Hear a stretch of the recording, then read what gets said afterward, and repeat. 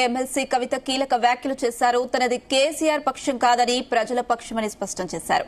కేసీఆర్ అధికారంలో లేరు కదా అని కొందరు ప్రశ్నిస్తున్నారని, అయితే కవి ఎప్పుడైనా ప్రజల పక్షానే ఉన్నారన్నారు. పాలకులకు మంచి పాలన అందించడమే అవకాశం ఉందని, పవర్లో ఎవరున్నా ప్రశ్నిస్తూనే ఉంటారన్నారు. తన పేరులోనే కవిత ఉందని, తానెప్పుడు కవుల పక్షమేనంటూ సమాధానమిచ్చారు.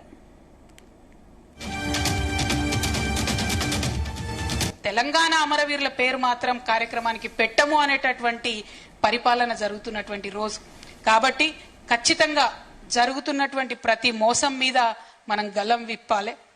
అది సాహిత్యకారులైనా, రచయితలైనా, రాజకీయ రంగంలో ఉన్న వాళ్ళైనా ప్రతి ఒక్కరం కూడా వీటిని ప్రశ్నించాల్సినటువంటి అవసరం ఉన్నది. అందరూ అనుకుంటారేమో ఇవాళ మరి వాళ్ళ పప్ప అధికారంలో లేరు కాబట్టి ప్రశ్నించమంటున్నారని. నేను అంతకుముందు కూడా చెప్పేదాన్ని, కవి ఎప్పుడైనా కూడా ప్రజల పక్షమే ఉండాలి. పాలకులు ఎవరైనా వారిని ప్రశ్నిస్తూ ఉంటేనే పనులు ఇంకా మంచిగా చేయగలుగుతాం. కాబట్టి నా పేరులోనే కవిత ఉన్నది, నేను ఎప్పటికైనా మీ పక్షమే ఉంటా. కాబట్టి ఎవరు పవర్లో ఉన్నా సరే ప్రశ్నించాల్సిందే అనేటటువంటి విషయాన్ని మరొకసారి తెలియజేస్తూ, రైట్, ఇదే అంశం సంబంధించి మరిన్ని డీటెయిల్స్ మా చీఫ్ న్యూస్ కోఆర్డినేటర్ రాధాకృష్ణ అందిస్తారు. Radhakrishna. Good evening Anusha. MLC Kavitha Kuntla Kavitha మరొకసారి ఆసక్తికర వ్యాఖ్యలు చేశారని చెప్పవచ్చు. ఈ రోజు తెలంగాణ రాష్ట్ర ఆవిర్భావ దినోత్సవం సందర్భంగా తెలంగాణ జాగృతి ఆధ్వర్యంలో యువ కిరీటాలనే కవి సమ్మేళనం నిర్వహించారు. సో అక్కడ ఉన్నటువంటి 35 ఏళ్ల లోపు ఉన్నటువంటి యువ కవులు ఎవరైనా ఉంటే వాళ్ళని కవులతో ఒక సమ్మేళనం నిర్వహించి వారిని సత్కరించే కార్యక్రమం చేపట్టారు. సో ఇదంతా జరుగుతున్న క్రమంలో తను మాట్లాడుతూ కొన్ని ఆసక్తికర కీలక వ్యాఖ్యలు చేశారని చెప్పవచ్చు. ఇటీవల కాలంలో మరొకసారి అలాంటి సంచలన వ్యాఖ్యలు చేశారని చెప్పవచ్చు.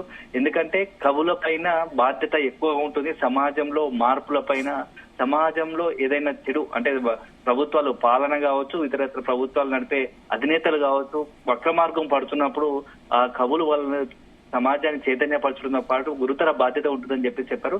అదే సందర్భంలో ఇటీవల కొందరు నన్ను ప్రశ్నిస్తున్నారు, గతంలో మీ నాన్న అధికారంలో ఉన్నారు మరి అప్పుడు ఎందుకు ప్రశ్నించలేదని నన్ను అంటున్నారు కదా, విమర్శిస్తున్నారు కదా, వాళ్ళకి సమాధానం చెప్తూ నేను అప్పుడు ఇప్పుడు ఎప్పుడు నేను ప్రశ్నిస్తే ఉన్నా, నాకు పవర్ తో సంబంధం లేదు, పవర్ లో ఎవరున్నా నేను ప్రశ్నిస్తాను అన్నట్టుగా ఈ రోజు వ్యాఖ్య చేశారు. ఎందుకంటే ఇటీవల కాలంలో కవిత చేస్తున్న ప్రతి కామెంట్ కూడా కొంత సంచలనంగా మారుతా ఉంది.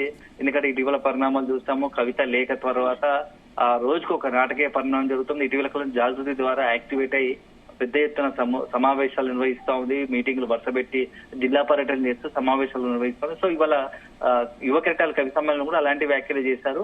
సో ప్రశ్నించే తత్వాన్ని తెలంగాణ సమాజంలో ఉంది. తెలంగాణలో అంటే కారం తింటాం కాబట్టి ధిక్కార స్వరం వినిపిస్తాం. అదే విధంగా తెలంగాణ ప్రజల మధ్య మమకారం ఉంటుంది, ధిక్కారం ఉంటుంది. అసలైన తెలంగాణకు అసలైన మనుషులు అంటే వీళ్ళు అన్నట్టుగా చెప్పుకొచ్చారు. ఇదే సందర్భంలో ఈ కవితకు సంబంధించినటువంటి నేను ఎవరైనా సరే మా అధికారంలో ఉన్నా లేకున్నా నేను ప్రశ్నిస్తూనే ఉంటాను. గతంలో కూడా కవులు అనేక విషయాలు ఇట్లాంటి ప్రశ్న సమాజాన్ని చైతన్యపరిచారు. ముఖ్యంగా తెలంగాణ ఉద్యమం సమయంలో కవుల యొక్క పాత్ర ఎనలేదని చెప్పారు. అదే సందర్భంలో ఎంతో మంది ఉద్యమంలో నాటి యువత బలిదానాలు చేసుకున్నారు, విద్యార్థులు బలిదానాలు చేసుకున్నారు. సో దాన్ని విశ్వవ్యాప్తం చేయడంలో ఓ రకంగా ఈ కవులే ముఖ్య పాత్ర పోషించారు. సో భవిష్యత్తులో తెలంగాణకు సంబంధించి వనరుల పైన కూడా, నీటి వనరులు కావచ్చు, ఇతర వనరుల పైన కూడా కవితలు రావాల్సింది.